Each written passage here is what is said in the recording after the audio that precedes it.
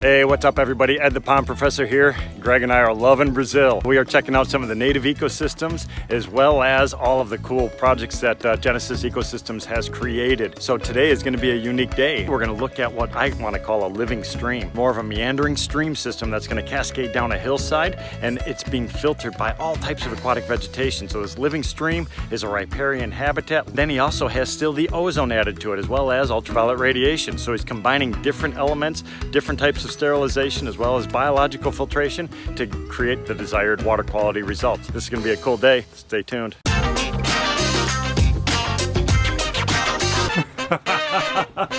Check this out. More of a formal design. Beautiful. You got that beautiful clean stone coming down, rectilinear coming in. The fish look fantastic. Beautiful biological filter up above. It's just gorgeous. Awesome. It never gets old. Check this out. This is where everything's kind of happening. All the biological action is happening inside of this. We have an upflow over in here. This is loaded up with river stone. We have papyrus and taro growing inside of there. Look at the plant material all bubbling up. The green, all that is all documented down in it. And then he also has the bubbling zone. See this little bubbles coming out in the corners. That's bubbling up through the sand media down on the bottom. And then this is an ozone system. So this is ozonized. You can see bubbles coming up from down here on the bottom. So lots of good circulation from the very bottom. Fish are extremely healthy, very active. And that's what we're looking for. Water's not deep. The water gets sucked in over on that side. That's where the pumps are going to be located. So that's the main mechanical filter. Pumps and everything are located in there. Water gets skimmed in and then it gets taken care of. Goes through the ozonation process. Gets discharged back up on top. And then a second pump is bringing water up into here. So again, it's a separate system. So what I like about what they've done is they segmented everything out where we have the biological filtration taken care of by one pump. And that's because you don't want to send ozonized water up into this area because it will kill the beneficial bacteria. So this is where we have all the microorganisms are living. So we want to make sure that that's a separate pumping system.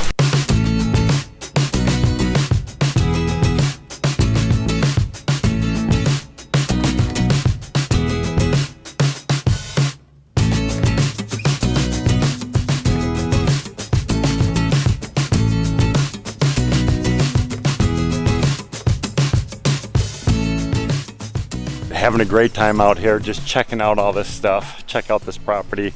Unbelievable, incredible home. The architecture, I love it. All the craftsmanship, and this is the perfect location for this beautiful koi pond that's located over here. Greg's getting some pictures. Rooftop gardens over in here, and the view from this facility, from this home, is incredible. Check it out. Looking over his horses over here in the back. We have that incredible stable that we just walked through over on that side. Seating areas above. Swimming pool. Hot tub down below. Looking over the gardens. Beautiful ponds, lakes going throughout, and the view from that area looking over the valley is spectacular. You've got the 20 steps to build an aquascape ecosystem pond. The 21st, and down here with the sand, is the ozone. My filter. So biological filter. So there's the homemade skimmer, right, going into the concrete. We have a couple different pumps in here. One is feeding the filter up on top. One pump for flow up, biological filter with vegetal. With all the vegetation. Other pump with the lake. On the bottom. And the bottom. Yes, with that goes ozone. through ozone. I put ozone here. After that, UV lake. Okay. Aqui eu tenho uma reposição automática de água. Automatic fill. Yes. So the ozone, we're taking oxygen that we breathe. We're taking it from O2 and turning it into O through a corona discharge, which is basically an electrical discharge. That creates a very unstable ozone molecule. So what it does is that ozone breaks apart and it destroys organic compounds. It's breaking down, it's oxidizing, it's taking care of and reducing all of that material that's down inside of the pond. All the organic compounds are being broken down. You can see down here in the very bottom, very, very pristine water conditions. Water quality is very clear. We don't have any plankton blooms. We don't even have any sediments down on the bottom, and that's because all of that material is being broken down, but it's working in combination with the biological. So you still have to break down the ammonia. You still have to deal with that. You still have to have that go through the nitrogen process. So we're going through that process through all the vegetation. That's sucking up all the excess nitrogen, the phosphorus that's released from the fish waste. The ozone is polishing it and taking it to the next level. The results speak for themselves. And for Aquascape, we're here studying. So from a research standpoint, we're here trying to learn and understand all this. We have been designing and building ponds since 1991. We have thousands and thousands of ponds throughout the world. We're furthering education. We're trying to learn and how we could start combining some of the different technologies together so we could better understand and deliver a better product to our customers.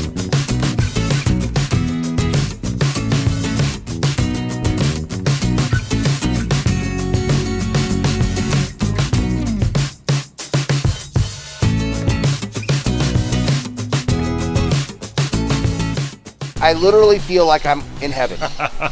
Spectacular. Got all the vegetation around the perimeter, water hyacinths growing very, very, very well.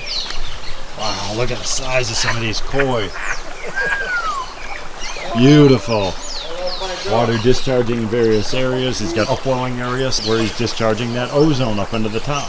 But I love the designs here. So you have all that natural stone. So you go from the vegetation, big giant boulders. You have some of the ferns and things that are growing through. They're loving all of that moist, damp areas. Then you have some of the river stone down on the bottom, and then it transitions over into that beautiful sand. That sand really makes those fish pop out. Iris, water hyacinths, all that stuff growing out from that from the perimeter. All that plant material, again, that's part of the biological filtration. Even though he's doing the ozone, you still have to account for that excess nitrogen. So you still want to break all that material. Let's go check out to see where the pumps and everything are located. Love the overall field design, kind of a stroll garden where it just kind of leads you along different pathways. Some beautiful accent boulders, and then you have this return. But check this out, this is a living stream system. Look at this. All that vegetation. So the liner is coming all the way out to this far edge. So this is just a saturated zone along this entire bottom. So as that water is kind of moving through all this stuff, the water is coming into contact with the root zone of all the different plants. And that's what's helping to further polish the water. So this is going to act as biological filtration, mechanical, sedimentation, little microhabitats and organisms are going to be living in and around this stuff. Those cascades, that water kind of twisting and turning and bouncing its way over those rocks, that's reoxygenating the water as well. So all of this is really working together to create these results. I just love the look of all this stuff. I mean, just that thick vegetation around the perimeter is just awesome. And then the water just kind of disappears all the way down to this lower section. We're going to go check that out.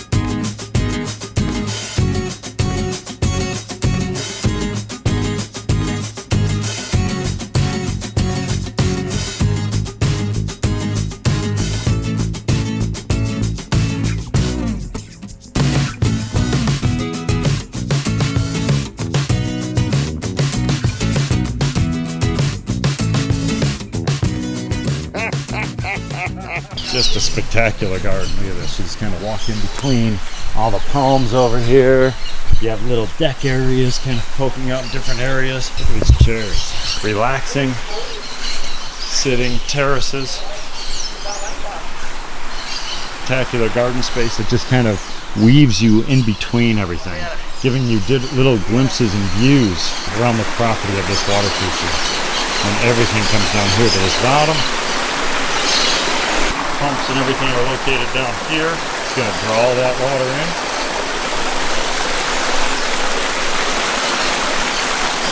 My waterfall is Spectacular. I can see some snails and stuff. This is all part of that ecosystem. So you see all that stuff? So all of these little guys are different levels of the system. So you have different types of plankton, you have grazers, and what I mean by a grazer is they're at the kind of at the bottom of the food chain. They are going to feed off of the algae that's growing on top of the rocks. And you can see they actually have a specialized, if I can pull one of them off, specialized foot and mouth structure on top of there. It's like a radula, it's a rasping type thing. It actually scrapes algae and the bioslimes and the films and stuff like that off of the rocks. So they actually are going in and they're kind of systematically cleaning the entire bottom of this, and that's all part of a healthy ecosystem.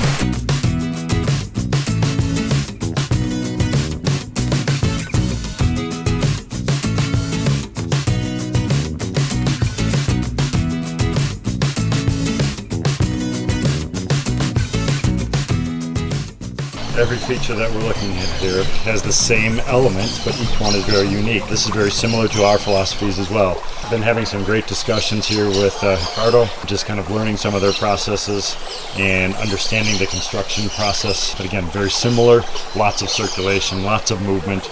We may not be using the ozone, but we have larger biological filtration, which is compensating for it and giving us similar results. Lots of vegetation around the perimeters, rock, gravel, different substrates in and around it.